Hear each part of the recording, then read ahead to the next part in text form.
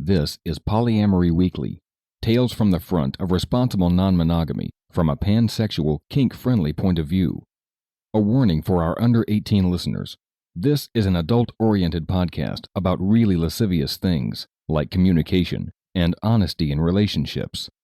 If you're under 18 and looking for upfront advice and answers to questions about sex, please visit scarletteen.com.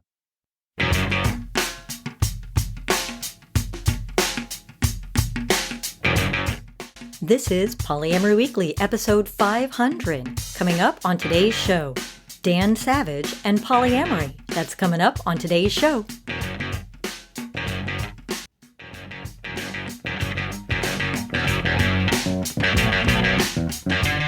Hello, everyone. I am your host, Minx, and I cannot believe we're at episode 500.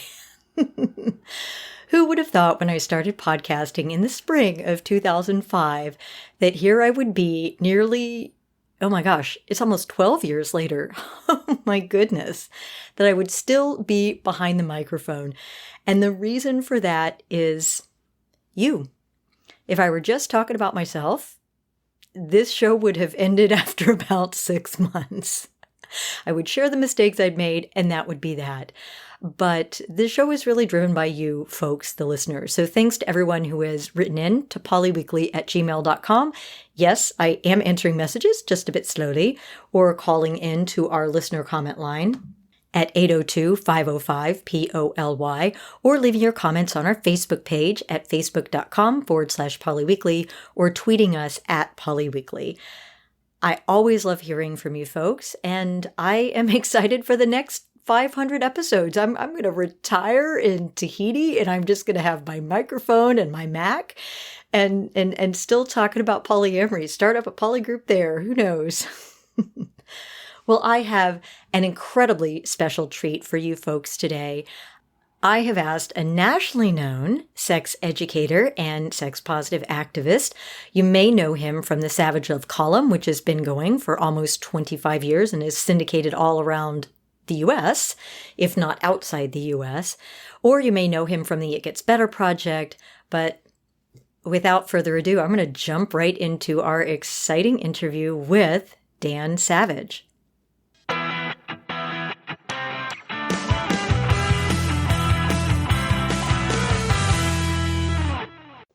And I am absolutely thrilled to announce that we have Dan Savage on the show. Welcome, Dan. Hey, thank you. Thanks for having me. Now, for the few of you who may not know who Dan is, he is a writer, TV personality, and activist, best known for his political and social commentary, as well as his honest approach to sex, love, and relationships. His advice column, Savage Love, is syndicated in newspapers and websites throughout the U.S., Canada, Europe, and Asia. He's also the editorial director of The Stranger, which is Seattle's weekly alternative newspaper.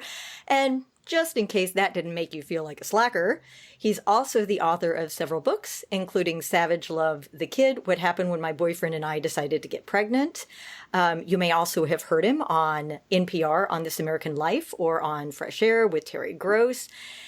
And you may be familiar with the campaign that he and his husband, Terry Miller, put together in 2010 called It Gets Better, the It Gets Better Project, which was a way to encourage LGBT people who are facing harassment. You're making the rest of us feel like complete slackers. Sorry about that. I have a lot of help. Well, that's fantastic. So Dan, welcome and thank you so much for coming on the show. My pleasure. And since this is a show about polyamory, let's start talking about things other than monogamy. So you invented the term monogamish. Yes, I did. I think I coined it. I'm pretty sure I coined it. Yes. So what is your take on polyamory, and has your attitude about polyamory evolved over the years? It has actually evolved over the years. My attitudes about everything have evolved over the years. I've been writing Savage Love for 25 years. Wow. Right, that's a long time. And there's certainly, the conversation has moved along on all sorts of topics, marriage, polyamory, gender issues. And I've always said that the column is as much an education for me as it is hopefully for my readers, and it's a dialogue. And I learn and grow too. What's weird about being in my position and being a writer now in the Twitter, Facebook, screen grab era is people will circulate something you wrote 15 or 20 years ago. And because of the way it's presented on your publication's websites, it looks like you wrote it yesterday. And so there's a lot of sort of dishonest mongering of opinions that I do not hold anymore and that other writers do not hold anymore. They get thrown in our faces all the time as if we haven't continued to think about these issues, evolve on these issues, and write new things about these issues.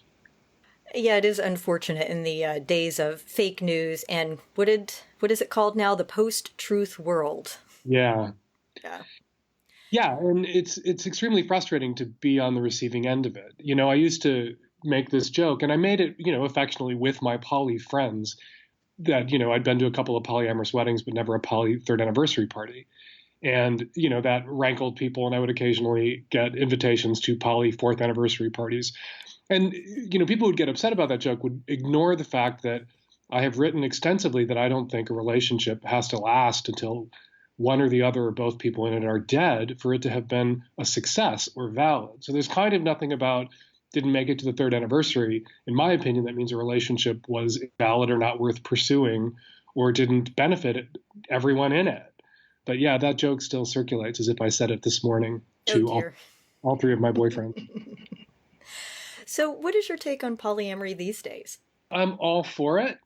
I've always been all for it. There's been, there was more conversation 25 and 20 years ago about open relationships and much less about polyamorous relationships. And now there's more of an open dialogue about all sorts of different kinds of relationship models and more of acknowledgement of the existence of thruples and quads and polyamorous networks. And I'm all for all of that shit and all for being realistic about it. Well, that's fantastic. I think that's a great attitude to have. And, let's go back to the term monogamish, which you coined. I'm wondering if you have any sense of perspective on how having that particular term in the modern glossary has been helpful to people over the years. I think it has. When I coined it because I very controversially came out, my husband and I did, as non-monogamous during the debate over same-sex marriage in a book about marriage and my family called The Commitment, when we were still the parents of a very young child. Our son is a teenager now and an adult, but that book came out 12, 13 years ago, I think. And that was really controversial. And we came out as, not monogamous, as most gay male couples are not. But gay male couples who parent are supposed to shut their mouths and pretend. And I was very annoyed by all of this commentary coming from some people who are friends of mine in the fight, and also, comrades in the fight for marriage equality, like Andrew Sullivan and Jonathan Roche, who kept saying and repeating that why shouldn't loving, committed, monogamous same-sex couples be allowed to marry too? And my attitude as a non-monogamous, committed, loving half of a same-sex couple was you don't have to be monogamous to be married if you're straight. And we shouldn't be out there promoting a double standard that applies only to same-sex couples. That to be married, we have to be monogamous, whereas straight people can do whatever the fuck they want. And that's why, in part, Terry and I came out as non-monogamous. And what led me to coin the term monogamish in the wake of that was people, when you're a gay couple and you say you're not monogamous, even other gay people would presume a degree of outside sexual contact that was off the charts and no way accurate about our relationship. You say you're not monogamous when you're a gay couple because dick is so easy to get that people think, oh, you must get other dick and strange dick all the time. And, we would talk to people who just assume that because we were openly not monogamous, that we had strange men in and out of the house and we were cruising and on the apps and there was a sling over our dining room table and stirrups attached to it at the other end. And none of that was true. And, I kept having to explain to people, when Terry and I have sex, it's almost always, usually, typically just the two of us. And I kept saying we were much more monogamous than not monogamous. And that turned into, we're monogamish, that there's some squish there. And it's been great to see the term embraced because monogamish, like everything else, is a spectrum. And some people use the term just to mean we're committed, we're doing monogamy, but we acknowledge that, of course, we are attracted to other people and we're not going to police each other about that. We're going to allow each other to have crushes. Even if we're not going to act on it, we know we're monogamish, and that's really the best anybody can be. All the way to people, embracing the term who are, open or poly. And it's been fun to watch that, along with pegging and Santorum and a couple of my other neologisms, take off. I have a question about the Santorum, but, I have to comment that we get the same reaction very often in poly. If you say or write that you're poly, the automatic assumption seems to be that there are crazy orgies every single night. Mm-hmm. Why do you suppose that is? Is it just envy of the lifestyle? I actually was just going to say it's jealousy, it's envy. People who are in committed monogamous relationships, and it comes from people who are in committed monogamous relationships and kind of frustrated by it, whose partners won't agree to an openness, or who they themselves would never want to be open. It's too scary for them. And they're at once sort of fascinated and repulsed and titillated and envious. And they assume that we're having the crazy sex life that they only wish they could allow themselves to have. So I often think those questions about orgies and, fucking other people constantly and all the time is someone projecting their wishes and their desires. They have this fantasy idea of what a polyamorous relationship, a committed one, might look like, or an open relationship might look like. And when they unpack it for you, and I sometimes ask people to describe what they think my relationship is about, I will turn on them in the end and say, maybe that's what your open relationship would look like, but that's not what mine looks like. That would explain why a lot of politicians, when they speak against polyamory, automatically go to sex with goats. Maybe that's what they really want. I think it is. You can't, with some of these politicians, you can't start talking about homosexuality without them bringing up bestiality and incest. And you're like, wow, it's weird where your head goes. Why do you suppose that's the first thing you think of, right? Yeah, because when I think of two consenting adults having sex, I don't go to child rape or dog fucking. That's not where my head goes next. But Senator, wow, crazy. Agreed. And I have to thank you for bringing the word Santorum into the glossary as well. I think of Santorum every time I have anal sex now. It's and it just makes me laugh. Now, on that topic, I heard a rumor that when you were at Rick Santorum's campaign headquarters, you licked all the doorknobs when you had a cold. Is this true?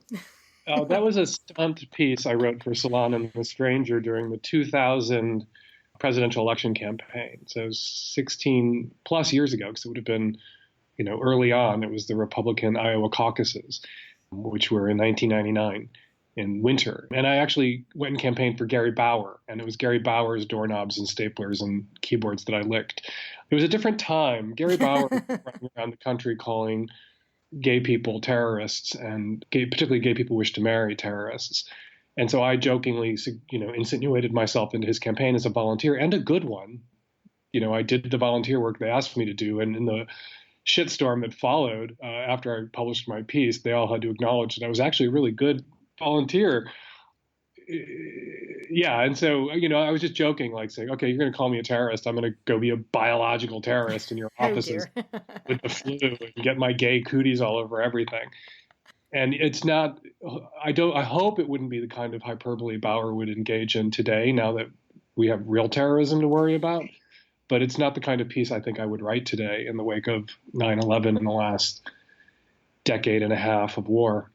Indeed. And apologies for bringing up something that was, as you say, so old and no longer relevant. No, it comes up all the time. Right-wingers are constantly calling me a doorknob licker, as if that's a bad thing. And on the community, I just want to say I'm pushing back against this doorknob phobia. Well, it seems like that would put you at more risk when you think about all the germs that are on doorknobs. It seems like that would do more damage to you. Yeah. Exactly. I got all that religious right cooties all over my tongue. Indeed. But that's why my tongue is now forked, because I caught that from them. So you're a famous public figure, much admired, columnist, podcaster. You've done all these fabulous projects. So I'm hoping I can ask your advice on something. How do you handle feedback on inclusivity? I work very, very hard on my podcast and blog and newsletter to be inclusive and not diss any other group. Like a lot of poly podcasters will say negative things about swingers, for example, or or about monogamists. And I try really hard not to do that and make sure everybody feels included. But I am human and I slip. I've been called out for using the wrong pronouns, for misgendering people, for not checking before I misgendered, for not being comfortable with using they for a single person, on which I have actually reversed my stance. As have I. Yeah. How do you handle that type of feedback? You got to take it in, but there's a lot of people out there who want to perform outrage all the time, and it's about attracting attention to themselves, and there's no pleasing them. And so there's some people who are just going to read you to find those slip ups and explode. And you just have to shrug and think, well, I made that person's day because they're having that rage-gasm they wanted. And I will remember, hopefully in future, not to, make that same mistake or be exclusionary in that way. That said, when it comes to sexual orientation, when it comes to gender identity, relationship models, we're talking about a baseball diamond with 400,000 bases that might need to be tagged, and in everything that you write and everything you say, and you can wind up endlessly qualifying yourself all the time to make sure you tag every base, and you can't tag every base. It's just not possible, and so I just don't think you should spend too much time on the rack about it. What about in cases when you think the person does have a valid point? Well, then you listen and you do better and change. But so much of Tumblr, Twitterville is all about screaming at people, listen, do better, or fuck you, listen, do better. And then you turn around, you listen, you do better, and the same people are still screaming fuck you at you about the time you didn't do it right 10 years ago. So a lot of these messengers, some people, and I'm not saying everybody's ever come to me with a complaint about representation or accuracy or new way of viewing or thinking about an issue, have malicious intent or were being dishonest. Absolutely, that's not true. But there's a small chunk of, I'm sure I don't need to acquaint you with it, Tumblr, Twitter land that is just playing games and is in love with outrage. And they don't build much, but they are awesome at finding fault. Indeed. Don't feed the trolls. But I do think, as a public figure, as a writer, as somebody stomping around in this minefield, you have to have a thick skin, and you have to balance this awareness that some people are just being shitty with sometimes even those shitty people are right. And you do need to think, listen, change, grow, and then do it even knowing that you're never going to get credit from the shitbirds out there who are never going to stop giving you grief. So you want to be a better writer, you want to be more thoughtful, you want to be more inclusive, more informed. You do have to pay attention even to people whose motives may be suspect. Yeah, I find that the hardest part is ignoring those who really don't merit a response. Yeah, that's a skill I learned over time.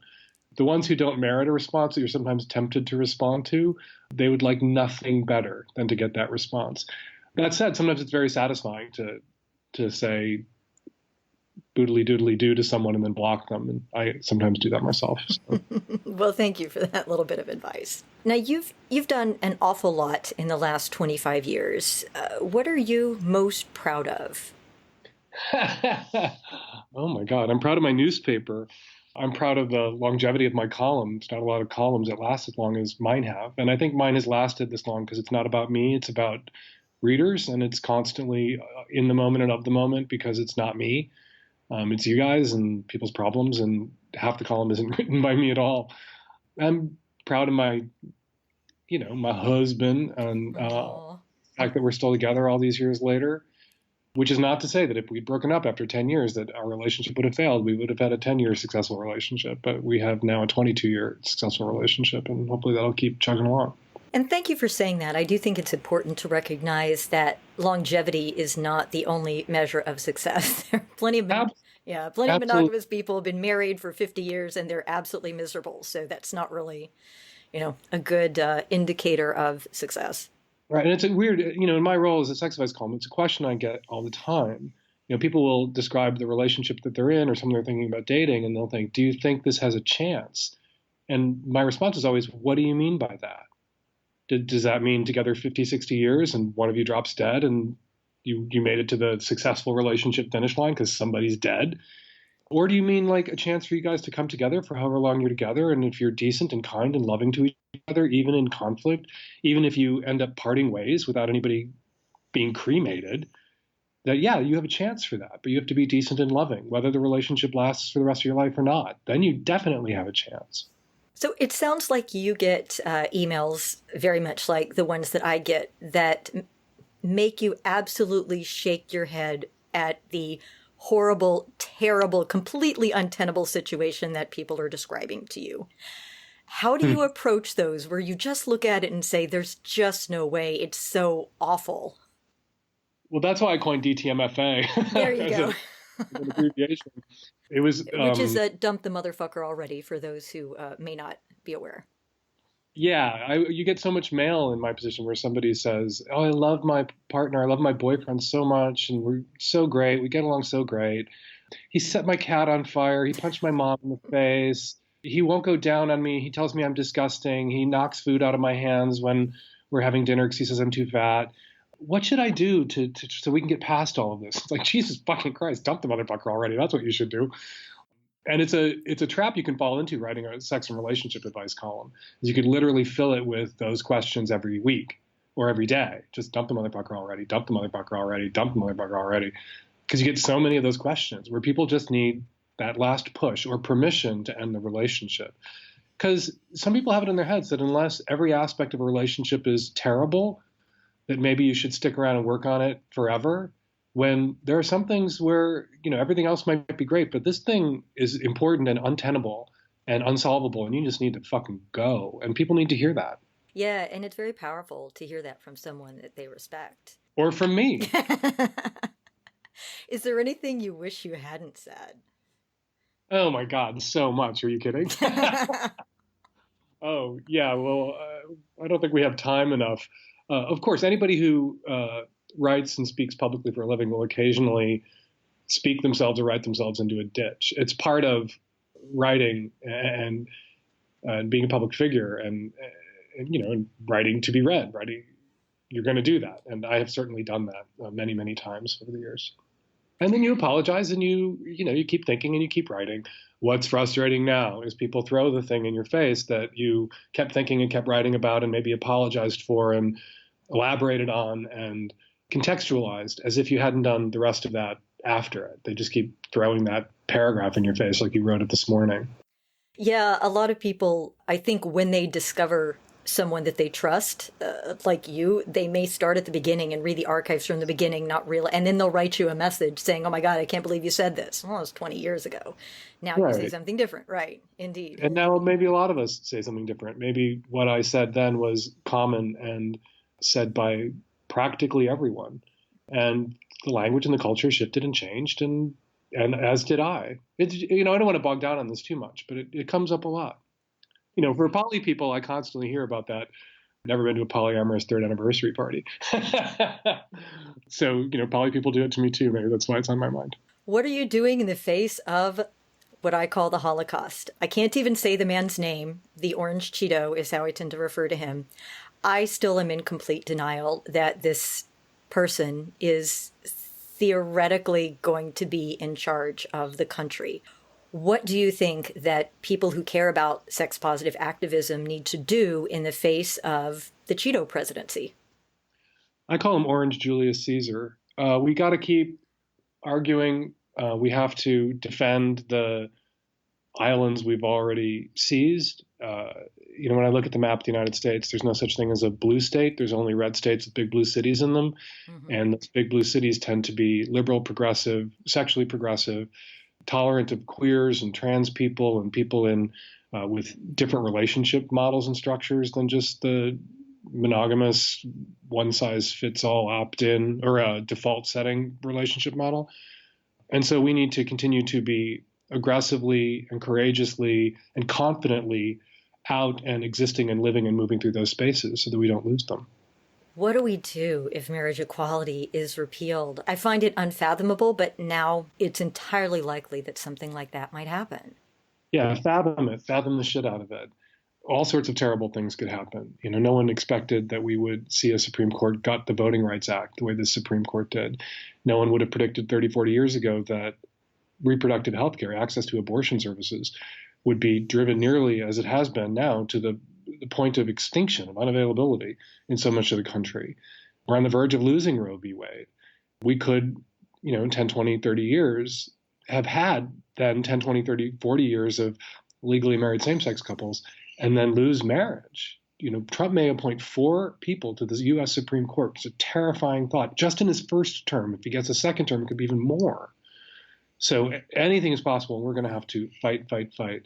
That said, a lot of the leaders of the marriage equality movement, Evan Wolfson, others, pointed out that even if they roll back marriage equality at the Supreme Court level, it would then be up to the states. It would still be legal in many states, and it would be then, and marriages that had been officiated and were legal couldn't be unmade. The government can't retroactively declare something that was illegal, a contract entered into like that. So it could get bad, it could get ugly. They can't stop marriage or permanently and everywhere in the country, even if they do seize the Supreme Court. Well, we definitely have a fight ahead of us. We do. And this is America. Nothing's ever settled. Nothing's ever done. Australia got the convicts and Canada got the French, and we got the Puritans. So whatever gains liberals and progressives make, the forces of reaction in this country and conservatism and religious bigotry and racism, always so strong that there's going to be this pull backwards. And we all have to know that. And we can't be shocked or surprised or gutted or winded by it. It's part of what it is to be a citizen in this country, is to not just push for progress, but then defend it. With all that in mind, what is your next project? What are you going to be working on next? Is it going to be the fight?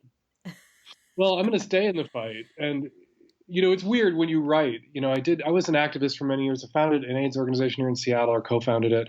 I was a street act upper, and I was an activist. And then I started writing, and people are like, well, if you're going to write, you're not allowed to criticize unless you get involved. And after a while, I realized, no, writing is involvement. Writing is my activism. So that's what I plan to do, is to keep writing and keep talking and keep importuning and keep screaming and yelling. And that's politics, screaming and yelling and talking and writing and voting and importuning and imploring others to do as well. Okay. We all got to put our battle caps on. Mm-hmm. So finally, do you have any advice for sort of small-time sex-positive podcasters and activists like me? I have a full-time day job that is fairly demanding. I do this in my spare time. So do I. I have 4 times. Yeah, and I've been doing it for the last, 11 years. And I keep going because people need it, right? Do you have any advice on the next 10 years of Poly Weekly and for other sex-positive podcasters like myself? Just to keep at it. You build an audience slowly and over time, and audiences assemble when they know that they can get something somewhere regularly, that your podcast is going to come out every week at a certain time, that your column is going to land every week at a certain time. If you want to build an audience and grow that audience, predictability, regularity, and ease of access, podcasts or columns or whatever that come out sporadically and unpredictably, people don't get in the habit of returning to. So if you want to have a large platform and be able to fight for progress and speak your piece and help the poly community grow and find its voice, keep doing what you're doing. Just do it regularly and predictably. So with apologies to my sweetie, because I always seem to end up doing work on the podcast on our date nights. Dan Savage said I had to, so... I do. It's have to. Dan, thank you so much for joining us today. This has been all too short. Are there any other parting words of encouragement you would like to give to our audience? Come out wherever you are. That's a question I frequently get from people in poly relationships at Savage Love, that they're worried about what their parents are going to think, or their neighbors are going to think, or their coworkers are going to think.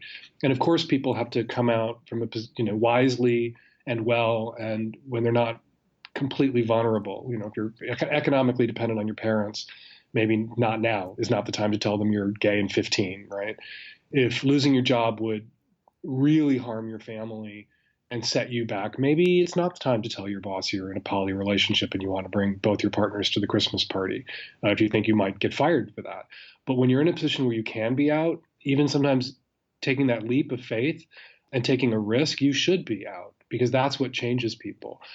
People always talk about the success and the quickness of the success of the LGBT civil rights movement, and it's not done. There's more to fight for and everything to defend. And people marvel at it. And the trick is gay people and queer people came out. to their families at great risk, came out, many of them, to their families at a time when, the expected reaction was disownment and disinheritance and, being cut off. And people did it and took huge risks to be out publicly, out at work. People lost jobs. And that's what changed people, was knowing the gay people that they knew.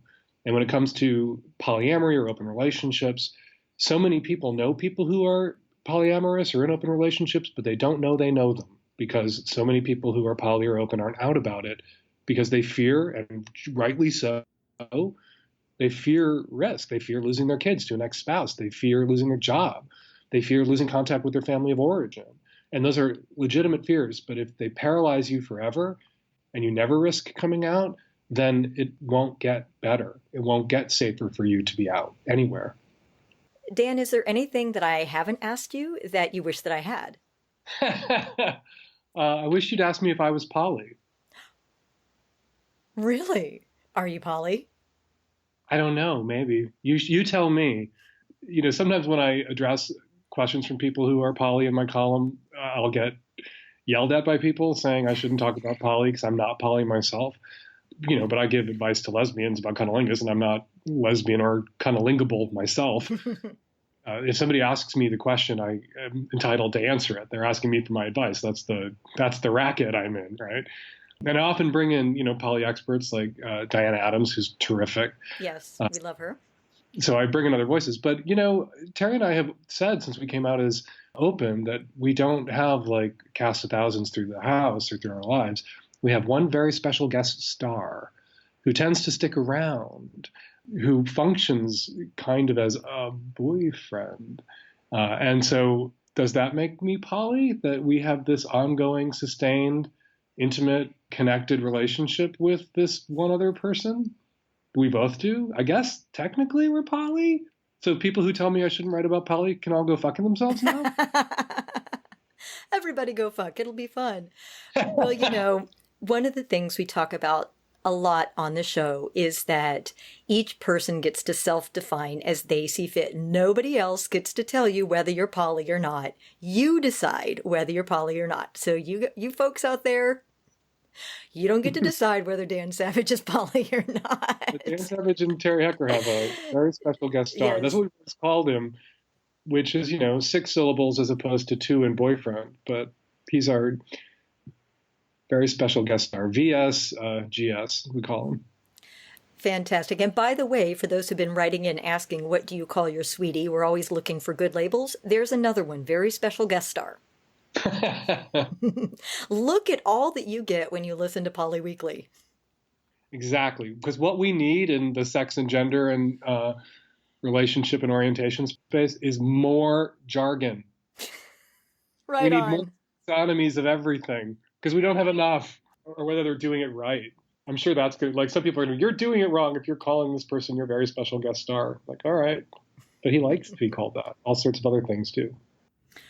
Wise words from Dan Savage, who is a writer, columnist, and activist known for Savage Love, among many other projects. Dan, thank you so much for joining us today. It has been absolutely fabulous to have you on our 500th episode.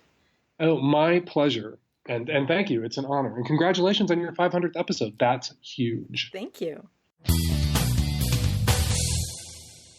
And thanks again to Dan for taking the time out to do this. It took us nearly, 3 months to actually schedule this interview, and I think we had to reschedule it at least once. He was incredibly generous with his time and with his opinions, and I'm just absolutely thrilled to have him on the show. I hope you liked him too. And remember, the next 500 episodes, write in, ask whatever you want, and it's not all about the sex.